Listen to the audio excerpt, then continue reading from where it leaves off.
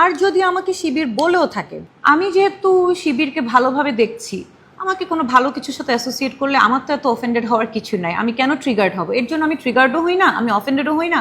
তোমাদের যদি বলার থাকে শিবির আমাকে বলো, কি আসে গেল। হ্যাঁ, শিবির যদি হয়েও থাকে আমি তো খারাপ কিছু করছি না, অ্যান্ড শিবিরও সোফার কোনো খারাপ কিছু করে নাই যেটার সাথে আমি অ্যাফিলিয়েটেড হলে আমার মনে করেন একটু খারাপ লাগতে পারে। ট্যাগ যেহেতু দিয়েছে, যে ট্যাগ দিয়েছে তার চিন্তার জায়গা থেকে দিয়েছে। আমি আমার চিন্তা বলেন, কাজ বলেন, সব কিছু জায়গা থেকে আমি জানি আমি নিউট্রাল থাকার চেষ্টা করি, আমি আনবায়াস থাকার চেষ্টা করি।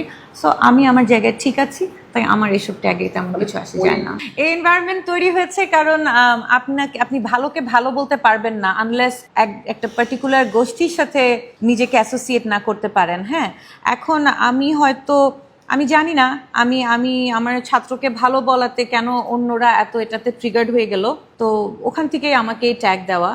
তো এখানে আমি তো ভালো, আমার তো এটা সৎসাহস আছে যে আমি ভালোকে ভালো বলবো, খারাপকে খারাপ